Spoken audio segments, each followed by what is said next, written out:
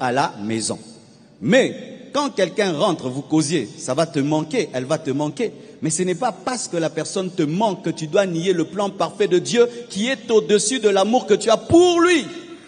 Car le plan de Dieu est plus élevé que l'amour que nous avons pour nos femmes, pour nos enfants, pour nos amis. Le plan de Dieu est plus élevé. Car si Dieu devait tenir compte des amours que nous avons, personne n'allait mourir, il y aurait surpopulation.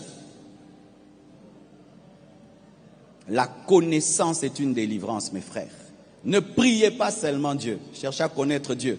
Sinon vous aurez des deuils éternels et vous pensez que c'est l'amour, alors que vous êtes déjà tombé dans la dépression. Dans la dépression. Mais là n'est pas mon sujet. Le texte que je vous donne m'a été donné par un père du réveil pendant les moments difficiles. Tu sais, quand on souffre, on a une mémoire terrible. Le pasteur Dominique Ngoï m'appellera et m'a donné ce passage. C'est que Dieu fait. Tu ne le comprends pas maintenant, mais tu le comprendras bientôt. Mes frères et sœurs, Dieu n'est pas obligé de nous expliquer tout ce qu'il fait dans le présent. Il peut faire une chose dans le présent, mais qu'il va expliquer demain, même après 10 ans. Mais ne jugez jamais celui qui comprend le futur comme il comprend le présent. Les seules choses que tu maîtrises dans ta vie, c'est ton passé. Ton présent même, il t'échappe. Tu ne maîtrises même pas ce qui se passe dehors, hein, mais c'est ton présent. Maintenant, toi qui ne maîtrises même pas bien ton présent, tu te permets de juger celui qui maîtrise le futur. Regarde, tu viens dans mon bureau et j'ai des caméras dans mon bureau qui me permettent de voir dehors. Et je vois dehors qu'il y a des gens qui t'attendent pour te tuer.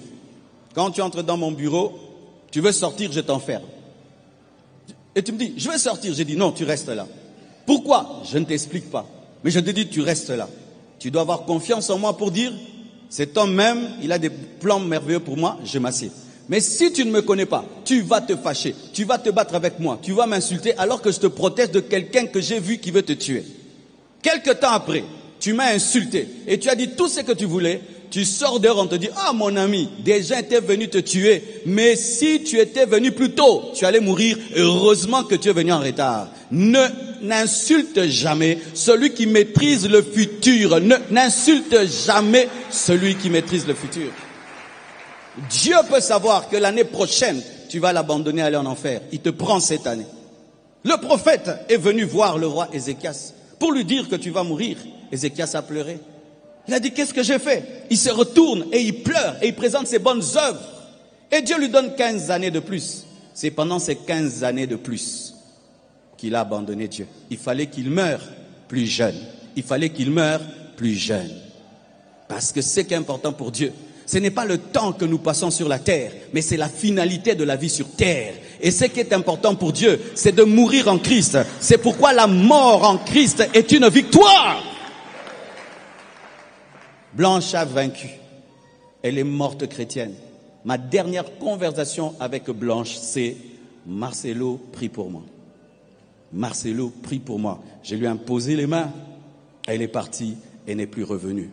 Elle est morte dans la foi. Elle croyait en la prière. Elle croyait en Jésus. Elle est morte dans la foi. Es-tu toujours dans la foi? Persévères-tu toujours dans la foi? Elle a remporté la victoire. Elle est morte chrétienne. Elle est au ciel. Alors mes frères et sœurs, lorsque ce marteau est tombé sur ma tête, comme toi et moi, je me suis posé des questions. Pourquoi? Pourquoi? Pourquoi? Pourquoi? Et pourquoi? Et Dieu a commencé à m'expliquer progressivement. Et même quand j'ai dit 30 choses que j'ai apprises au travers de la souffrance, non, j'ai appris 1000 choses. 1000 choses. Et j'écrirai un livre à ce sujet. Hébreux 5, verset 7 nous dit, surtout au verset 8, que Jésus-Christ a appris, bien qu'il fût fils, cette insistance est importante, l'obéissance par les choses qu'il a souffert. C'est-à-dire que même si tu es fils, tu apprendras l'obéissance par la souffrance. Mes frères et sœurs, voici la vérité. La souffrance fait partie de la vie. Si on te prêche un évangile sans te préparer à la souffrance, on t'a mal préparé. Jésus-Christ, lorsque Pierre lui a dit, nous avons tout abandonné, nous t'avons suivi, qu'est-ce que nous aurons? Il a dit quoi? Vous aurez des maisons, des frères et sœurs avec des persécutions. Que Dieu bénisse nos pères qui nous ont prêché les épreuves, qui nous ont prêché le désert, qui nous ont prêché la persécution. Parce que beaucoup d'entre vous, vous pensez que Dieu ne fera que vous exaucer, vous bénir. Mes frères, j'ai prié 4 fois pour mon épouse pour qu'elle ressuscite. Elle n'est pas ressuscitée. Mais je crois que dans ma vie, je ressusciterai des morts. Mais dans le plan de Dieu, ce n'était pas prévu qu'elle ressuscite parce que Dieu ne ressuscite pas tous les morts. On n'a pas ressuscité Paul, on n'a pas ressuscité Pierre, on n'a pas ressuscité Étienne. L'église primitive était une église qui ressuscitait les morts, mais on a enterré Étienne. Dieu ne t'exaucera pas toujours. Il ne te donnera pas toujours ce que tu demandes, mais il te donnera toujours ce dont tu as besoin. Mes frères et sœurs, Dieu n'est pas gentil, Dieu est bon. Dieu n'est pas gentil, Dieu est bon. Dans la bonté de Dieu, des fois il nous donne des choses qui nous font mal, mais c'est pour notre bien. C'est pourquoi, frères et sœurs, sachez que parmi les choses que Dieu utilisera dans votre vie, afin de vous former, c'est la souffrance. Les enseignements reçus dans la souffrance restent gravés dans le cœur de l'homme. Regardez lorsque nous dressons un chien. Lorsque tu as un chien, par exemple, j'ai un chien là, le matin, chaque fois on se réveille là, il déchire les coussins. Il déchire les coussins. Alors ce chien-là, pour qu'on l'apprenne à ne plus déchirer les coussins, il faut prendre le coussin. Tu lui montres le coussin, tu le frappes. Coussin veut dire douleur, et il va éviter cela. Tu graveras dans son esprit l'enseignement par la souffrance. Qu'est-ce que Jésus-Christ a appris au travers de la souffrance? Père, non pas ma volonté, mais que ta volonté soit faite. Non pas ce que je veux, mais ce que tu veux.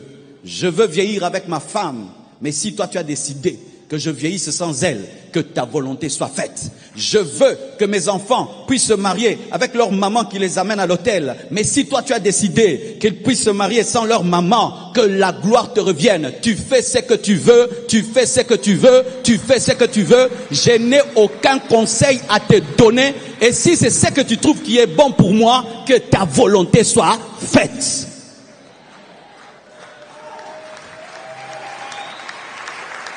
Mes frères et sœurs, j'aimerais te présenter une autre facette de la vie chrétienne. La vie chrétienne fait de nous des militaires. C'est un militaire qui dit, j'ai donné ma vie à la nation et ma volonté ne compte plus. Nous sommes des militaires. Et un pasteur, c'est un général d'armée. Alléluia. Et lorsque Dieu décide de t'enseigner par la douleur, ne te plains pas. Bénis-le parce qu'il t'aime plus que toi-même. Dieu t'aime plus que toi-même.